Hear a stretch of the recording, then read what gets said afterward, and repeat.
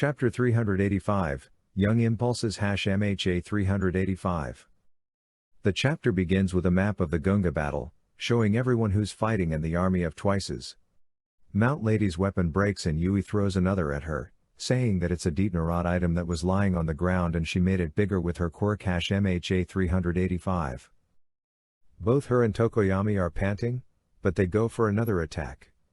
Hawks apologizes for only being there as a support, but Tokoyami says that his support is making Dark Shadow Balder stronger. That's when, suddenly, an attack hits Mount Lady's stomach. Mount Lady falls to the ground and everyone shouts her name. The next target is Machia, who's hit by a laser beam and falls while bleeding. All for One is heavily injured, but continues to heal. He says that the younger he gets, the harder it is to contain his urges. Afo looks worse than Shigaraki after being hit by the USA bombs. He has no skin and no legs.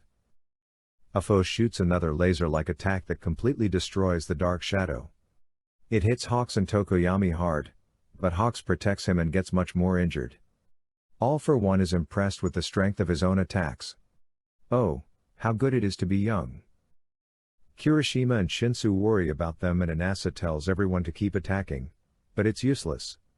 It cuts to a black panel. We then see that Afo has defeated all the other heroes and is now holding Hawks by the neck.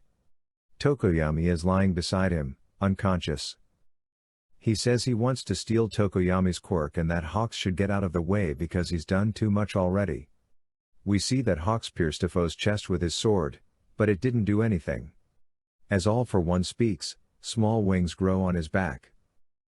He says it's impressive Hawks has kept fighting even with so little of his quirk factor left. Hawks then angrily comments on how very unfair it is that the number of quirks he has doesn't decrease even though his body is rewinding. When all seems lost, a moneta ball sticks to Afo's leg. He says that stealing Dark Shadow will only make him an edgy weirdo like Tokoyami, so it would be better for him to steal his pop-off quirk. Afo stares into Moneta's teary eyes and remembers Jiru, another weakling. Afo then thinks to himself that he cannot waste another second there and flies off.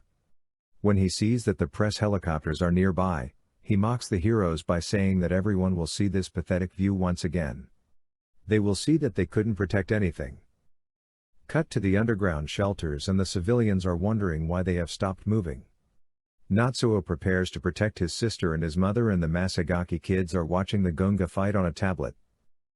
The civilians are losing hope as they see the heroes being cornered.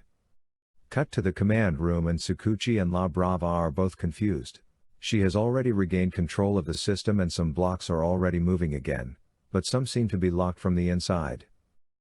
Tajima, one of the spies, thinks to himself that Afo ordered him to follow orders from Skeptic, but he stopped responding. He gets desperate because he knows he'll be in trouble if he doesn't do anything, so he tries to use his quirk but Gunhead sees it. But it's too late and some parts of the ceiling start to fall. We see that Kendo and Tetsu are in charge of protecting everyone and they try to block the ceiling from hitting anyone, but Death Arms gets there first and protects two civilians. He says he knows that what awaits him is a thorny path, that's why he gave up. But seeing the other heroes continue to fight, his body moved on its own. He starts to cry as he remembers Deku running to save Bakugo from the sludge villain. And on the last page we have another POV change. In Kamino, Shoto is leaning on Ida and says that it's not over yet. And in a building close to them is none other than Stain. End of the chapter.